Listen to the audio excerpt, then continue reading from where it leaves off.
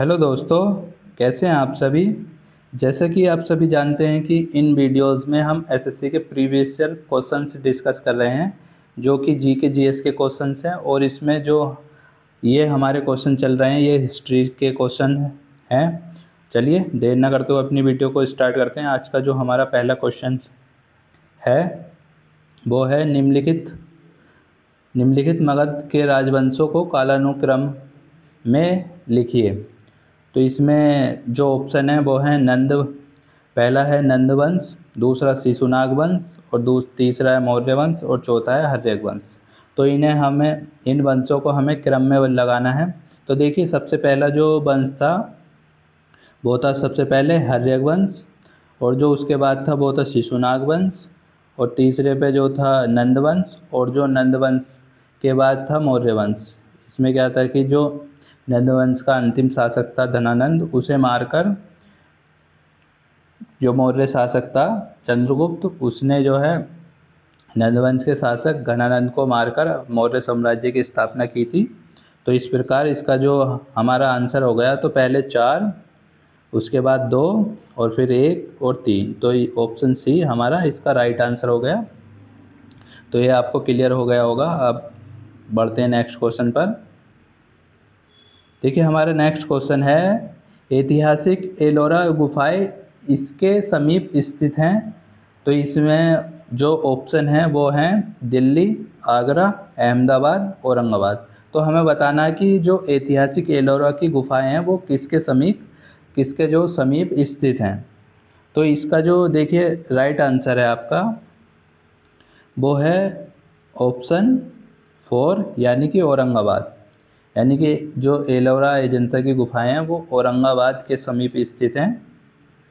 इसके बाद हमारा नेक्स्ट क्वेश्चन है, देखिए ये हमारा श्री पेरम्बुदूर किसका जन्म स्थल है। तो ये हमें बताना कि श्री पेरम्बुदूर किसका जन्म स्थल है। तो इसमें ऑप्शन है माधवाचार्य, बासवन्ना, शंकराचार्य, या फिर रामानुजाचार्य। तो इसका जो देखिए राइट आंसर है वो है श्री रामानुजाचार्य। तो श्री पेरम्बदूर जो जन्म स्थल है वो श्री रामानुजाचार्य का है। तो ये भी आपको क्लियर हो गया होगा। अब हम नेक्स्ट क्वेश्चन देख लेते हैं। देखिए, हमारा नेक्स्ट क्वेश्चन है निम्नलिखित में से कौन सा युग्म सही मेल नहीं खाता है। तो इसमें ऑप्शन है, देखिए इसमें जो है एक तरफ तो शासक दिया हुआ है, और उससे आगे जो मिलान करने के लिए उसके आगे उनके समय में जो कोई लेखक या कोई विद्वान वगैरह थे तो वो दिए हुए हैं। तो इसमें जो है हर्षवर्धन के समय हिंसांग थे, और या फिर अकबर के समय टोडरमल थे, चाणक्य के समय चंद्रगुप्त, मतलब कि चंद्रगुप्त के समय चाणक्य थे, और विक्रमादित्य के समय चैतन्य। तो इस प्रकार हमें बताना है कि इनमें से कौन सा गलत है। तो देखिए, इसका जो राइट आंसर है वो है ऑप्शन 4, यानी कि जो ये चैतन्य थे विक्रमादित्य के समय नहीं थे। तो ये ऑप्शन इसमें जो है गलत है, बाकी तीनों ऑप्शन सही हैं। तो इस प्रकार हमारा ये ऑप्शन 4 आंसर हो गया। अब इसके साथ बढ़ते हैं नेक्स्ट क्वेश्चन पर। देखिए, हमारा जो नेक्स्ट क्वेश्चन है वो है कंबोडिया में स्थित अंकोर वाट का सुप्रसिद्ध विष्णु मंदिर किसने बनवाया था। तो ये हमें बताना है कि कंबोडिया का जो अंकोर वाट मंदिर है वो किसने बनवाया था। तो इसके जो ऑप्शन हैं वो हैं श्रुतवर्मन, सूर्यवर्मन द्वितीय, इंद्रवर्मन, या फिर अनिरुद्ध। तो ये जो बनवाया था आपका जो अंकोर वाट का मंदिर था वो बनवाया था सूर्यवर्मन द्वितीय ने। तो इस प्रकार ऑप्शन बी इसका राइट आंसर हो गया। तो इसके साथ बढ़ते हैं नेक्स्ट क्वेश्चन पर। देखिए, हमारा जो नेक्स्ट क्वेश्चन है वो इस प्रकार है। चलिए अपना नेक्स्ट क्वेश्चन देख लेते हैं।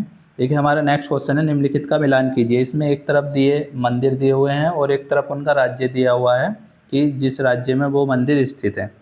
तो देखिए, जो आपका बृहदेश्वर मंदिर है ये जो स्थित है ये आपका तमिलनाडु में स्थित है,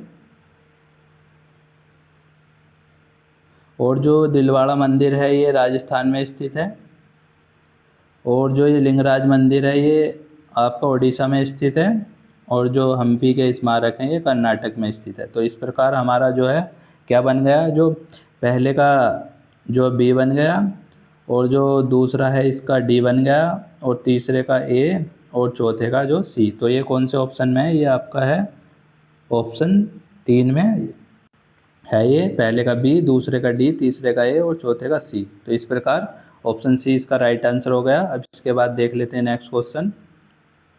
देखिए नेक्स्ट क्वेश्चन है योग दर्शन के प्रतिपादक कौन थे? तो इसमें ऑप्शन है पतंजलि, गौतम, जैमिनी या फिर शंकराचार्य। तो देखिए योग दर्शन के जो प्रतिपादक थे वो थे आपका पतंजलि, यानी कि पतंजलि इसका राइट आंसर हो गया। और इसके बाद हम बढ़ते हैं अपने नेक्स्ट क्वेश्चन पर। देखिए नेक्स्ट क्वेश्चन है हमारा नचिकेता और यम के बीच सुप्रसिद्ध जो संवाद था वो किस उपनिषद में उल्लेखित है?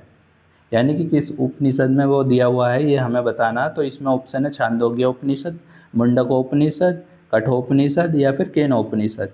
तो इसका जो देखिए राइट आंसर है आपका वो है कठोपनिषद। तो कठोपनिषद में ये दिया जो नचिकेता और यम के बीच का संवाद जो है कठोपनिषद में दिया हुआ है। इसके बाद देख लेते हैं नेक्स्ट क्वेश्चन अपना। देखिए नेक्स्ट क्वेश्चन है कटु सत्यता को दर्शाने वाला सामाजिक नाटक मृच्छकटिकम, जिसका मतलब होता है मिट्टी की छोटी गाड़ी, ये किसने लिखा था? तो इसमें ऑप्शन है शूद्रक, कालिदास, माघ या फिर रैदास। तो देखिए इसका जो राइट आंसर है आपका वो है शूद्रक, यानी कि जो मृच्छकटिकम जो नाटक था ये शूद्रक ने लिखा था। इसके बाद हमारा नेक्स्ट क्वेश्चन है ये है निम्नलिखित में से कौन सा प्राचीन भारत में राजाओं द्वारा अपना पद स्थापित करने के लिए किया जाने वाला एक प्रकार का बलिदान नहीं था? तो इसमें हमें बताना मुवेंदेवेलन है ये, या फिर वाजपेयी है, राजसूय है या फिर अश्वमेध है। तो देखिए इसका जो राइट आंसर है आपका वो है मुवेंदेवेलन जो होता था ये एक प्रकार का बलिदान नहीं था। इसके बाद बढ़ते हैं अपने नेक्स्ट क्वेश्चन पर। देखिए नेक्स्ट क्वेश्चन है किस राज्य में फोडोंग जो बौद्ध मठ स्थित है? तो जो फोडोंग बौद्ध मठ हमें बताना किस राज्य में स्थित है। तो इसमें ऑप्शन है उत्तर प्रदेश, बिहार, अरुणाचल प्रदेश या फिर सिक्किम। तो देखिए इसका जो राइट आंसर है वो है आपका सिक्किम। इसके बाद हम नेक्स्ट क्वेश्चन देख लेते हैं। देखिए हमारा जो नेक्स्ट क्वेश्चन है वो है उस भारतीय राज्य की पहचान करें जिसे महाकाव्य काल में प्रायोज्य ज्योतिष होते थे के रूप में जाना जाता था। तो इसमें ऑप्शन है असम, ओडिशा, केरल या फिर बिहार। तो देखिए इसका जो राइट आंसर है आपका वो है असम, यानी कि असम को प्राज्य ज्योतिष के नाम से जाना जाता था। इसके बाद हमारा जो नेक्स्ट क्वेश्चन है वो इस प्रकार है कि पांडुलिपियाँ सामान्यतः खालिस्तान पर लिखी जाती थी। तो इसमें हमें बताना है कि पांडुलिपियाँ किस पर लिखी जाती। तो इसमें ऑप्शन है पत्थरों पर, ताड़पत्रों पर, तुलसी के पत्तों पर या फिर लोहे पर। तो इसका जो राइट आंसर है आपका देखिए वो है आपका ताड़पत्रों पर, यानी कि जो पांडुलिपियाँ होती थी वो ताड़पत्रों पर लिखी जाती थी और जो शिला अभिलेख थे वो शिलाओं पर भी लिखे जाते थे और स्तंभों पर भी लिखे जाते थे। और जो शिलाओं पर लिखे जाते थे वो शिलालेख कहलाते थे और जो स्तंभों पर लिखे जाते थे वो स्तंभ लेख कहलाते थे, जो कि अशोक ने लिखवाए थे। इसके बाद जो हमारा नेक्स्ट क्वेश्चन है वो है पाणिनि की अष्टाध्यायी खालिस्तान पर लिखी गई एक प्रसिद्ध कृति है। तो इसमें ऑप्शन है मौर्य प्रशासन, गुप्त काल में प्रशासन, वेदक शास्त्र या फिर संस्कृत व्याकरण। तो देखिए इसका जो राइट आंसर है आपका वो है संस्कृत व्याकरण। तो जो पाणिनि की अष्टाध्यायी है ये संस्कृत व्याकरण पर लिखी गई एक प्रसिद्ध कृति है। और ये क्वेश्चन CGL Tier 1 2023 में पूछा गया है। और इसके बाद हमारा नेक्स्ट क्वेश्चन है मेहरगढ़ किला निम्नलिखित में से किस शहर में स्थित है? तो इसमें ऑप्शन है जयपुर, कोटा, जोधपुर या फिर बीकानेर। तो देखिए इसका जो राइट आंसर है आपका वो है जोधपुर। तो जो मेहरगढ़ का किला है वो जोधपुर में स्थित है। इसके बाद हमारा नेक्स्ट क्वेश्चन है, भारत का सबसे प्राचीन किला निम्नलिखित में से कौन सा है? तो इसमें ऑप्शन है कांगड़ा किला, मेहरगढ़ का किला, श्रीरंगपट्टनम का किला या फिर गोलकोंडा का किला। तो देखिए इसमें जो सबसे प्राचीन किला है भारत का वो है आपका कांगड़ा का किला। तो इस प्रकार इसका आंसर हो गया कांगड़ा का किला। तो इसके बाद देख लेते हैं आगे। देखिए आगे क्वेश्चन हमारे यहीं तक समाप्त होते हैं। इससे आगे हम अगला टॉपिक करेंगे और उनके क्वेश्चन हम अगली वीडियो में करने वाले हैं। तो वीडियो कैसी लगी ये कमेंट करके ज़रूर बताना। फिर मिलते हैं नेक्स्ट वीडियो में। तब तक के लिए जय हिंद, जय भारत।